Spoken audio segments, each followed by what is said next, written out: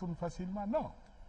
Alors, le sens de ma politique de régionalisation est de dire, laissons les collectivités décentralisées à se prendre en charge et donnons-leur les moyens de cette politique en transférant une partie des ressources publiques pour qu'ils s'en chargent.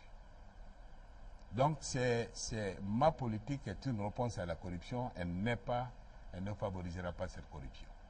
Monsieur le Président, on vit un moment particulier en Guinée aujourd'hui. Donc, j'ai beaucoup de réflexions à faire, mais je vais commencer par une question d'abord. Est-ce que, je pense que vous avez prôné à un moment donné le report des élections. Le report des élections. Et aussi la concomitance, la tenue des élections concomitantes avec les élections présidentielles et les élections législatives. Je voudrais que vous m'expliquiez, que vous nous expliquiez pourquoi. Donnez-nous votre avis avant que je passe. Je vous remercie de poser une telle question. Dès mon arrivée dans ce pays, dès mon retour, pour engager cette campagne électorale, j'ai mis l'accent sur 3 choses. J'ai dit qu'il faut auditer les candidats pour permettre aux Guinéens de choisir en connaissance de cause. J'ai dit qu'il faut faciliter le débat public pour faciliter la transparence et permettre aux Guinéens de comprendre à travers les échanges d'idées, les échanges d'arguments entre les candidats, que l'essentiel, ce n'est pas l'ethnie. L'essentiel, ce n'est pas la région. L'essentiel, c'est l'homme providentiel, entre guillemets, qui permet à l'ensemble des Guinéens de voir la sortie du tunnel.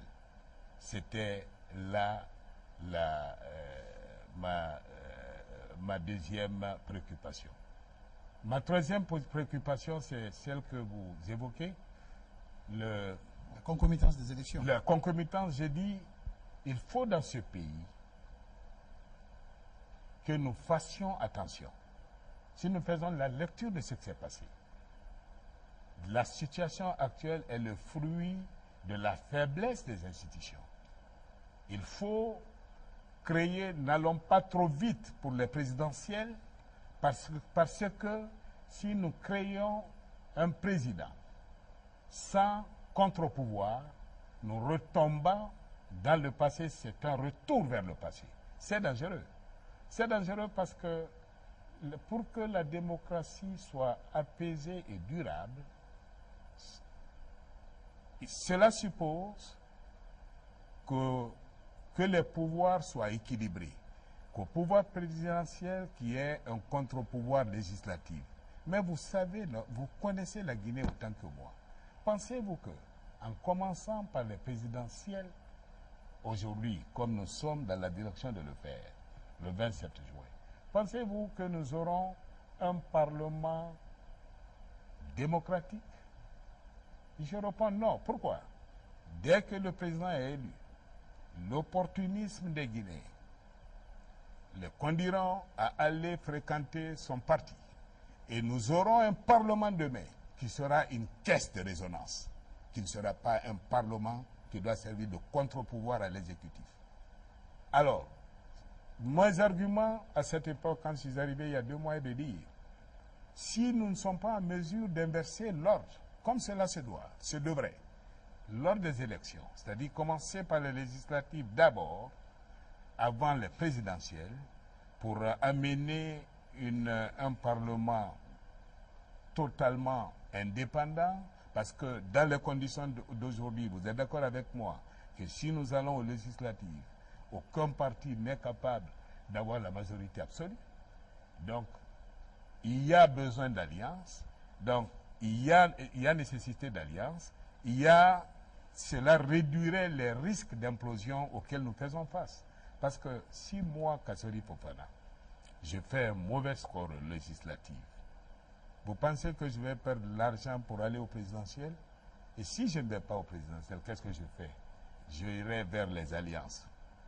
Ce qui réduirait les risques d'implosion liés au caractère ethnique de ces élections aujourd'hui. En choisissant d'aller vers un candidat, ce ne serait pas forcément le candidat de ma région. Vous voyez ce que je veux dire? Et si mes militants demain, ou mes parents demain, me voient composer avec un candidat qui n'est pas de ma région, le sujet ethnocentrique devient dérisoire et négligeable.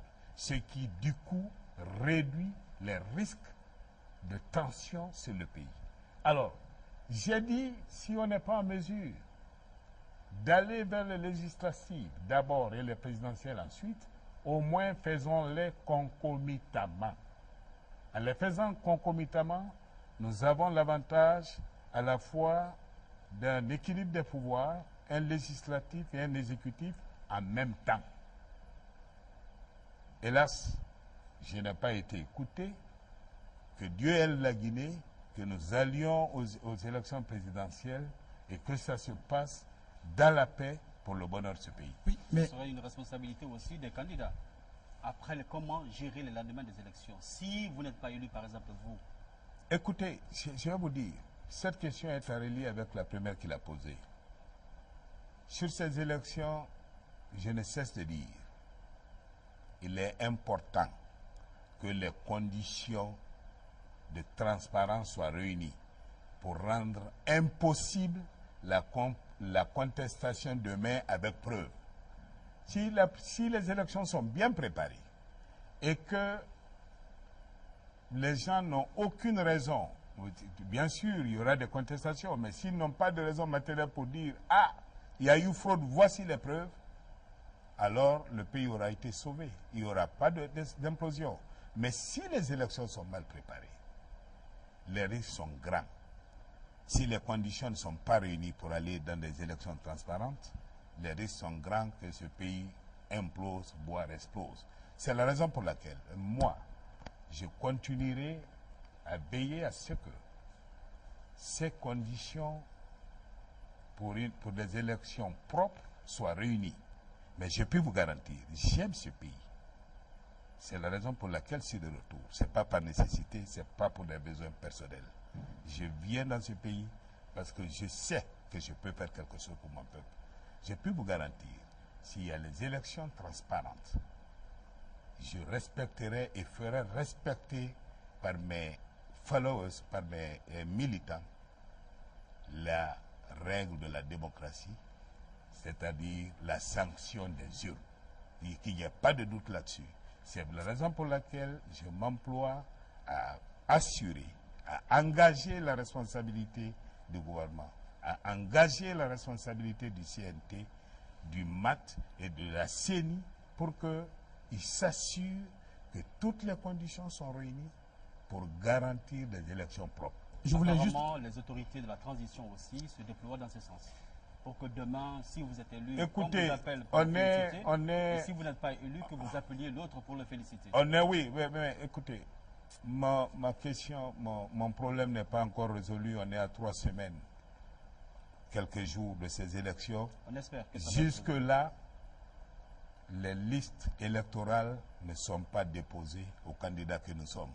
Jusque-là, nous ne connaissons pas la situation géographique des points de vote pour qu'on s'assure que les points de vote sont cohérents avec les listes. Alors, ça, c'est en Guinée que vous pouvez voir ça. Vous ne pouvez voir aucune élection sérieuse dans le monde où, à 4 semaines des élections, les candidats n'ont ni la liste, ni les positions géographiques pour leur souhaiter